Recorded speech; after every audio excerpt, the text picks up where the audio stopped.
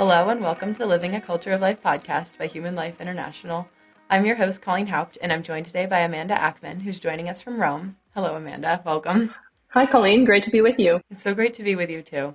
And today we're going to be talking about the importance of being familiar with death as pro-lifers.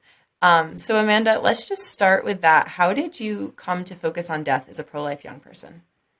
Sure. Well, my early experience of death was actually the death of my younger brother. I had a baby brother when I was just 2 years old, and this baby brother died quite young, at only 7 months old. His name was Brandon Joseph, and he was born very, very premature. His kidneys didn't really work, and so he was alive mostly in the hospital for those 7 months. And I don't really remember his funeral, but I feel like I do because we have home video of it. We have home video of the funeral and also of a day in his life at the hospital. My parents were always recording um, videos so that I would get to know him in a certain sense. And that's how I could feel a connection to him and, in a sense, get to know Brandon. So, what I learned by my interest in my brother's life is that he touched a lot of lives. He touched the lives of the nurses and the doctors. He touched the lives of all the people who are in that funeral video, all of my relatives. And that was an early point of realizing that our lives are not always about what we accomplish, but what God accomplishes in and through us. And that's a very important lesson for all of us to have, that our dignity comes not only from what we do in this life, but from the simple ability to love and be loved. So Brandon made a big impact on me. And at the time, my mom couldn't really find a way to commemorate his life as a preemie. There were scrapbooks and baby books for babies who were reaching the ordinary milestones. But for preemies, they don't have all of the same milestones as other babies who are developing along the natural, normal timeline. So she created a special care baby book. And this was actually a small business. She sold these and they were available in the hospitals so that mothers of preemies could, with their families, scrapbook and document the milestones of their little ones, however short those lives might have been. And so growing up in my family, we had a big tradition of celebrating his birthday into earth and his birthday into heaven. And this shaped me really, the fact that every time, twice a year, we had birthday cake, not just once. This gave me a sensitivity of um, really cherishing his place in our family life and realizing the value of this other family member who, even though his life was short, continued to transform and influence my family life and still does. We even had a little handprint of his made on a plaque, like a handprint that was made. And we have them for me and my other younger brother too. And so we also include this plaque that has the handprint in our family photos when we take family photos over the years. So the presence of Brandon in our life. Um, and I also could see his development. He was born so premature. He weighed only 3 pounds, 7 ounces. I remember that because when I was born, I weighed 7 pounds, 3 ounces. And so he was so small. And I could see as a young person that this is the stage at which some babies could have been aborted, the age at which he was born premature. And so this gave me a great sensitivity because I couldn't imagine my life without my brother Brandon. I really cherish him. So this is one aspect in which I began to think about death from quite a young age and to have a sensitivity to it. Yeah, that's really, I can see how that'd be really powerful. And then I think you mentioned you had your grandfather too was influential, right? Can you jump into that? Yeah, so my grandfather, who I called Zeta, which is a Yiddish word for grandfather, he was a Polish Jew. He came to Canada in 1937, my dad's dad. And one of the greatest gifts of my life was when he moved in with us. So my grandmother passed away. And at that point, my grandfather moved in with us. He was 89 years old and he lived with us for 7 years until he was 96. And so he was in our family home for those several years that I was in high school and in my early university years. And having a grandparent in the home was so pivotal and such a gift. Really, I've heard it said that the best gift you can give your child is a sibling. And I would say the other best gift you can give your child is a grandparent in the home, or lots of contact with the grandparent. And so I was really close with him. He challenged me a lot. He challenged me to confront the history of the Holocaust and to face up to all of the difficult questions that that raises. And I was interested in the history of the Holocaust, the stories of survivors. These stories from a young age captivated me. And I was really taken by the stories of resilience. So, and all the ultimate questions that come into play. So then when I was 18, I traveled on a Holocaust study trip to Germany and Poland with 60 students from all across Canada and 2 Holocaust survivors. And it was on that trip that I learned that dehumanization is at the core of genocide. And I started to think, if dehumanization is at the core of genocide, then what does it mean to humanize humanity? And I tried to find examples of people who really humanized humanity. And that's what really led me to study John Paul II. I moved to Poland and I started studying John Paul II for a couple of years.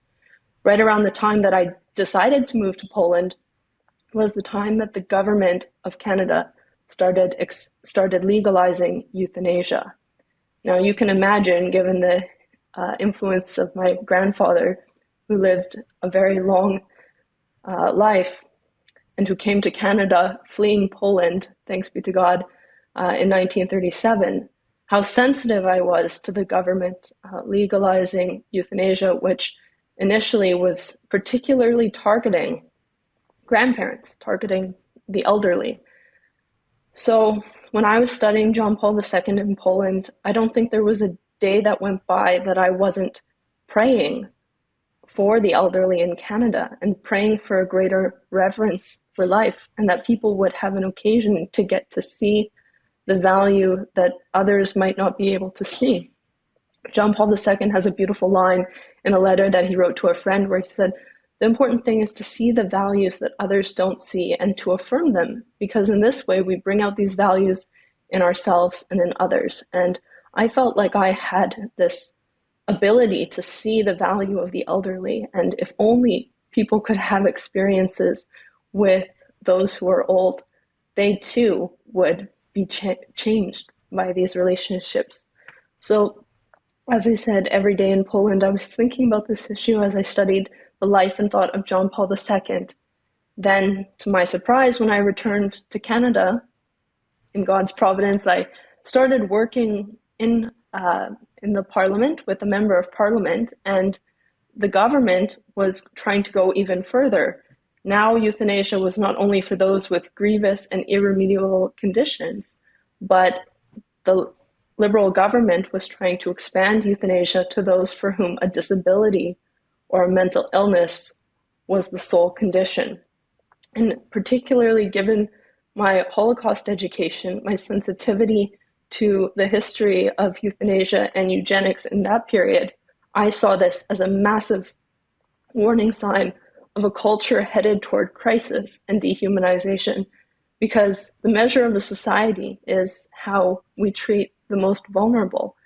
And eventually, we are all vulnerable. We're all on a scale of disability in this life. We're all vulnerable and weak in certain ways and in need of care and affection and tenderness. And euthanasia is so detrimental to the trust that we can normally have within a society. So that's when I started working with this member of parliament to try and prevent the expansion of euthanasia on the basis of disability and mental illness. And in our original conversation, you'd mentioned that you saw being familiar with death as an antidote to the culture of life, or culture of death. So can you just explain why you thought that, or how you ended up with that perception? Yeah, so when I was working in the office of this MP, we put out a call for stories, and we said, in order to oppose this expansion of euthanasia on the basis of disability and mental illness, please send in your stories and share with us how this will affect you and your loved ones. And we received, in just a few days, hundreds upon hundreds of stories. And it seemed like our political office was becoming like a crisis office. This really affected me. The stories really hit me. And I could see a serious inability to contend with the mystery of suffering. I could see the extent of the loneliness, especially amidst the pandemic, but not only. And I could see a complete lack of preparedness to face up to and accept the reality of death. There's kind of two extremes, euthanasia on the one hand and the kind of transhumanist conceit on the other. And at every turn, it seemed like we were veering toward one or the other of these extremes. And so I was quite perplexed, and I was thinking about how John Paul II had talked about the culture of death. And that's when it kind of occurred to me that I don't even think we so much have a culture of death, though I know what he means by that, as we have a as we have death without culture. We are seeing death and dying really outside of its cultural context, outside of its context of communities and families and faith. And that certainly will make death and dying a lot more fearful for all of us. And so I thought maybe what we need is culture, culture to restore to death and dying its meaning. There's a beautiful quotation by the German philosopher Robert Spemann, who said that significance is meaning toughened by the consciousness of finitude. Significance is meaning toughened by the consciousness of finitude.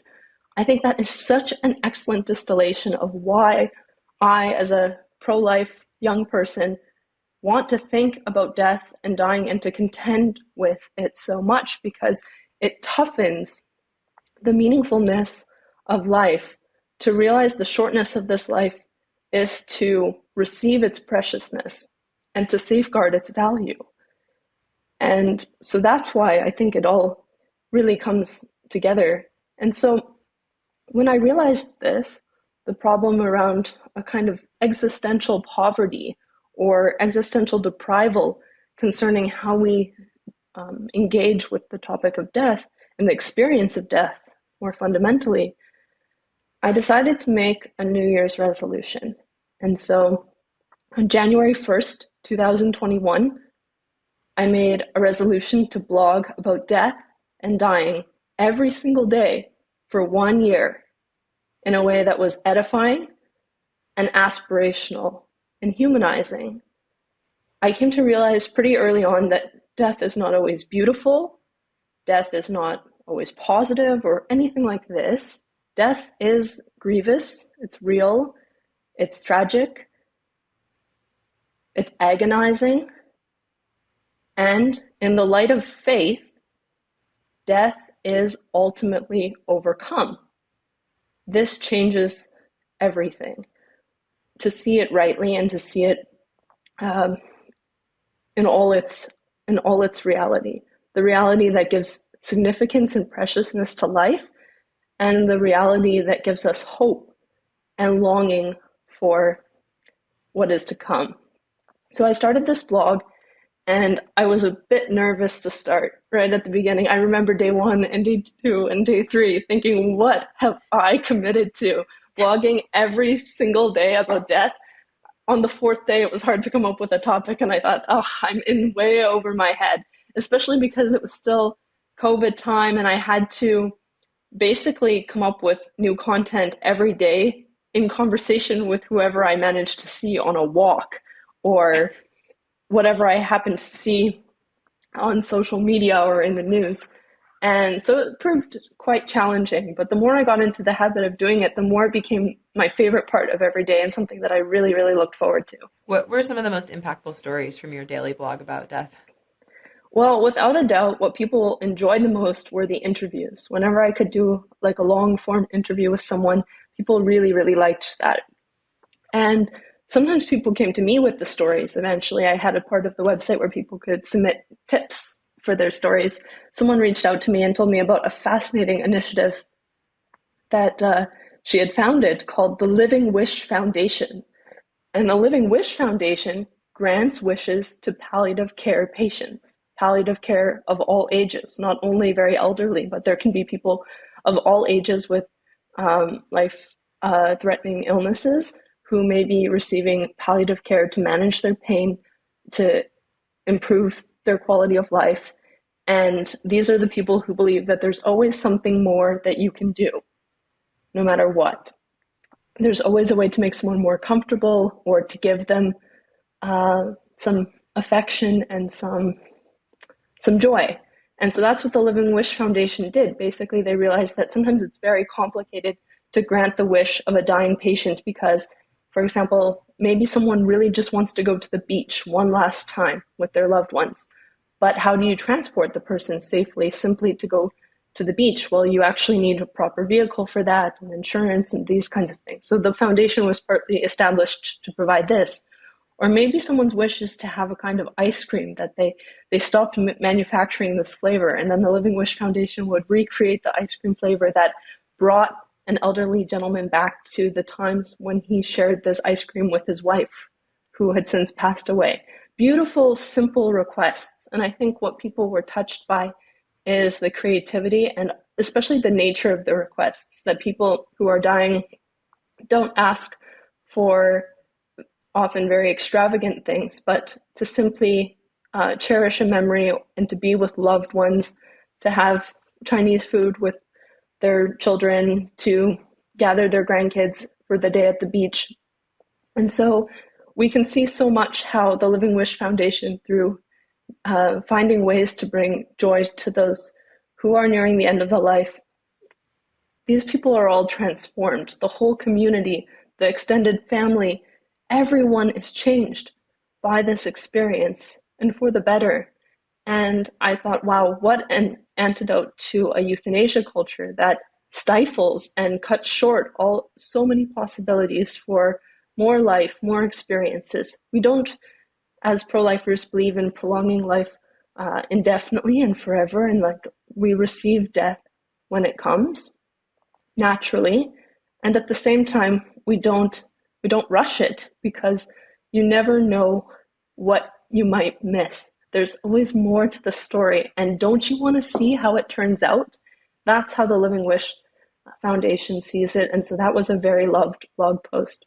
Another one that I found quite worthwhile was about Yazidi refugees in Canada needing and wanting their own cemetery. So Yazidis who fled the persecution and genocide by ISIS, a few thousand Yazidis came to Canada, and of course they have extremely complex trauma. I've met Yazidi refugees who lost dozens of family members, and they come to Canada and have so many challenges in front of them, so much trauma to deal with. And then sometimes a family member will pass away in Canada. And initially, I was hearing stories of them repatriating bodies to Iraq, which is very expensive and also very complicated emotionally, logistically. And so the Yazidi advocates to whom I was speaking were saying, we really need our own burial grounds because we have some distinct customs and traditions, and we would like our own section of a cemetery so that we can bury our community in a common cemetery. And I was like, wow, this is so interesting and not something that we might necessarily think about when receiving a new minority community to Canada. And that part of receiving refugees and helping them establish a country as their new home is making sure that they'll be able to bury their loved ones reverently and to have a space to which they can return. So that was another one. There are so many, though. There were blogs about culture. There were blogs about there were 365 of them. So I won't enumerate all of them, but I will say that whenever I needed a quick story, I would just ask someone, could you tell me about a death in your family? It might sound like a very shocking question to ask conversationally, but every time I asked that, people had a story to tell because It's pretty ubiquitous. It's pretty certain that someone has a story. And then people felt so free to finally be able to speak.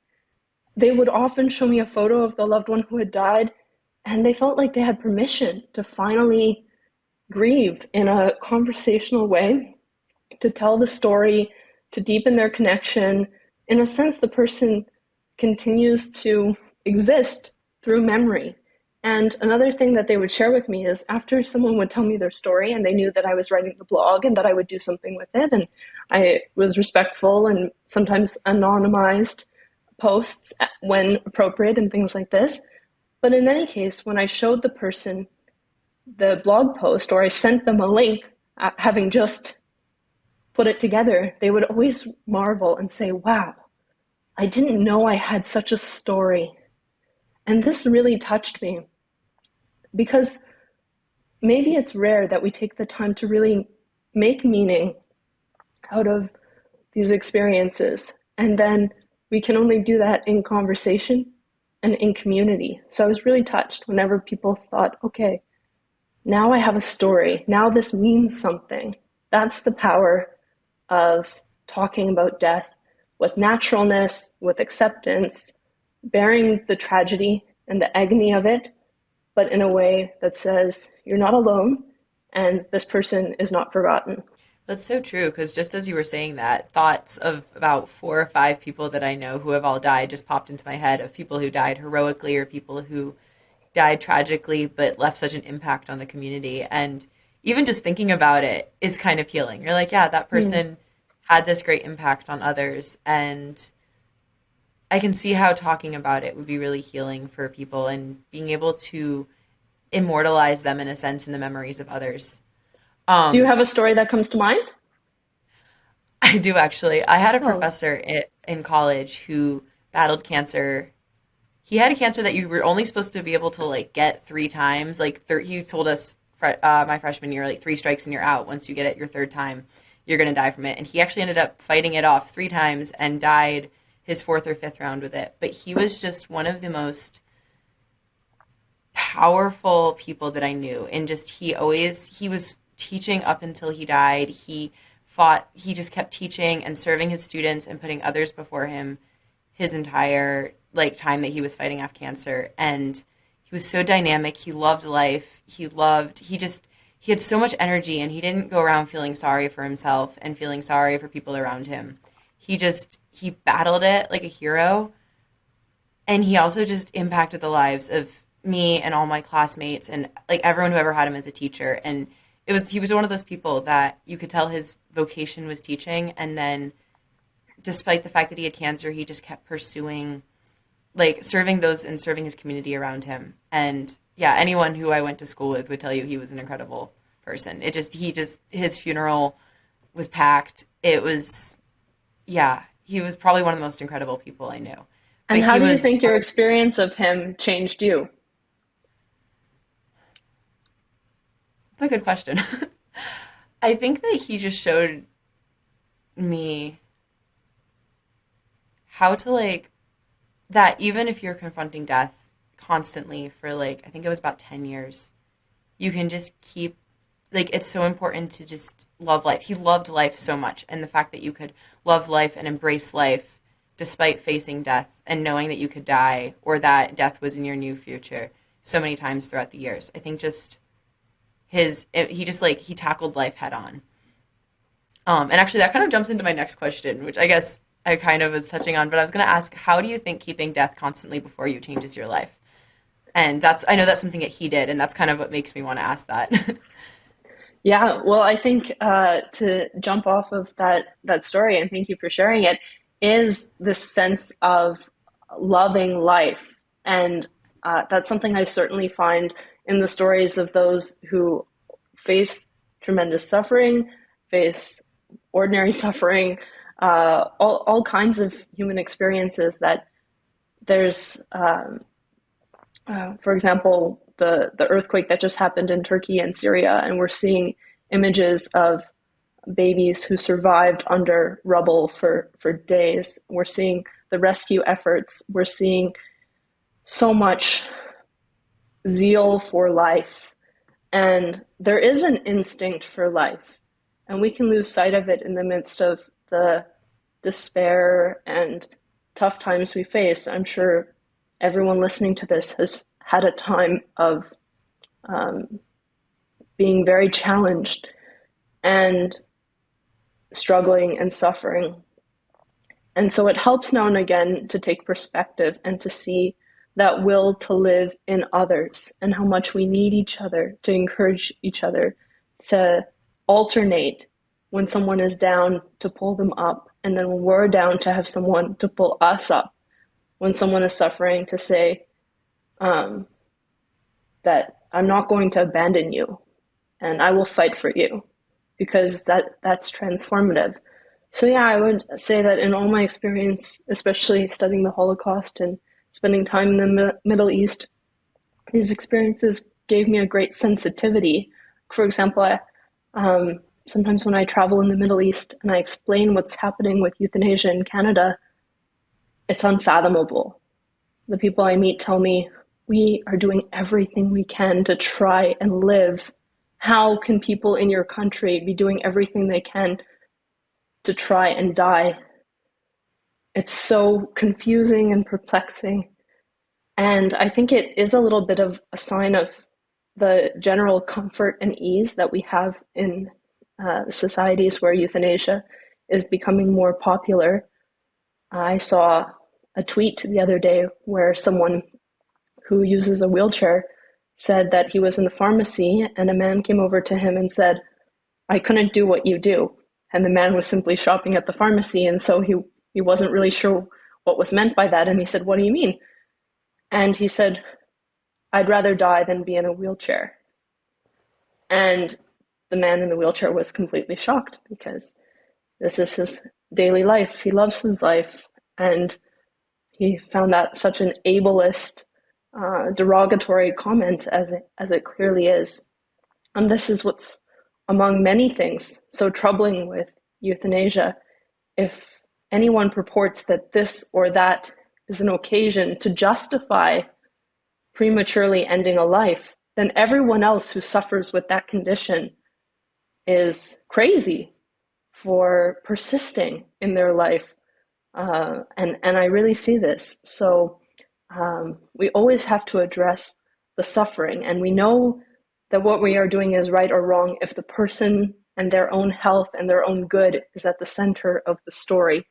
But unfortunately, what we're seeing in Canada is far from being voluntary. There's so much coercion with respect to euthanasia. People have attested to being tempted to ask for euthanasia on the basis of disability, lack of ability to get supports, wait times to see a psychiatrist, wait times to get a wheelchair, lack of proper access to healthcare specialists, fear of homelessness or eviction, lack of positive family relationships on which they can count. There are so many reasons. And this is why it's desperate that we provide suicide prevention to everyone and not have a two-track society where some people are considered worthy of suicide prevention and others are considered worthy of suicide assistance. This is completely wrong. Everyone deserves to have someone fight for them, most especially in the times when they cannot fight for themselves. That's why a friend of mine, who became an amazing advocate in speaking out against the expansion of euthanasia on the basis of mental illness, she begs the politicians, saying, in 2 years, in 4 years, someone might thank you for making it easier for them to die, but that's the problem. Because or someone might say thank you for making it easier for that person to die, but in 2 years or 4 years that same person would not thank you, because they'd have that perspective of hindsight and see that they were able to get through that bout of depression. And so she tells the politicians, I'm the future version of myself who survived to tell you this. And that when someone is fighting on all fronts, She says, then that's when I need someone to be my advocate because I'm already fighting. I can't be my own advocate in those moments. So this topic is really a matter of life, of community, of needing one another. Uh, we are not meant to be purely autonomous. And this is another issue that comes up a lot with euthanasia in Canada. There was an article titled A Complicated Grief, because when loved ones do not even know that their family member has requested euthanasia, the trauma and the shock of those premature deaths is devastating and wreaks total havoc in people's lives. And so it all comes back to, can we die in such a way as your professor did, in a way that is a witness to all the students, to all the colleagues, that yes, death is sad and grievous and not not easy for us, but ultimately we have a hope that death will be defeated, and it's not defeated by us; it's defeated and overcome by God. Uh, Ultimately, that's the victory and that's the hope to which we look. So, those are some thoughts that come to mind. Yeah, thank you for that. It's beautiful. Do you have any suggestions for our listeners of how they can help cultivate that culture where death is not something to be feared, but not something to be embraced? Like where death is accepted as the natural end of life before eternal life, but again, not something that you should be pursuing, but not something that you should be running away from. Like how do we build that culture and what practical things can they do? It's a great question. I think creating the openness to have conversations. When someone says that someone has passed away, don't move on so quickly. Ask questions. Sometimes we presume that no one wants to talk about it, but in fact, it can be very painful to not talk about it. And it can be very therapeutic and cathartic to talk about it.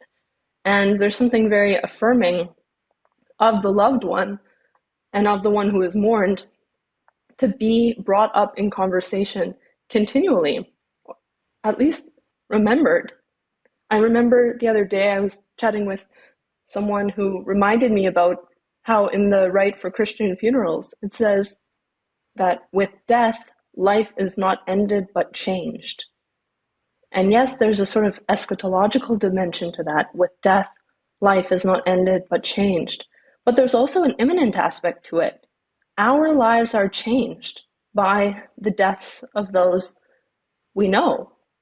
And they're changed, but not ended. The relationship is not ended. With my brother Brandon, the relationship is not ended. He continues to affect the tenor and dynamism of my family life. He continues to be a part of our family life and to spur me on, even in certain ways, by the fact that he existed. That's powerful. And I also, in the course of Holocaust education, was particularly reflecting on how devastating as it is that there are so many victims. The moral heroism of some victims means that they will survive longer than even some of the survivors who live into the 21st century. And I marvel at this, but when I think of the stories of saints and heroes and martyrs and righteous persons who, in a sense, by their heroism, outlast and outlive their tormentors, it shows the triumph of life and love. It reminds me of some Jews who were dancing in a concentration camp. They were being at first taunted uh, by the Nazis, but then they started singing, "We will outlive them, outlive them, outlive them. We will outlive them, our Father in heaven." And they had changed the words to whatever song the Nazis had made them sing, and they started singing this, "We will outlive them, we will outlive them," and dancing almost frantically in a frenzy. And they did. They outlived them because now I'm telling you this story. Wow. That that's a really powerful image and really powerful idea. And I think there's something so grace-filled with accepting death as a Christian, knowing that it's like there's a reason for it, that it's been defeated, and that you can die beautifully. It's such an idea that is foreign to today's society, where they think death is an escape, or they think death is to be avoided at all costs, and that accepting death and accepting suffering, but knowing that there's more. But yeah. Well, thank you so much for joining us today. This has been a really interesting conversation that I'm really, really glad that we get to have. Thank you so much for having me. And to all of our listeners, please remember to like, hit that subscribe button, share with your friends. And if you're listening on our audio platforms, please, again, follow, share with your friends. Thank you for joining us for this conversation today. And to all of our listeners, again, just keep on living the culture of life. Thank you, and God bless.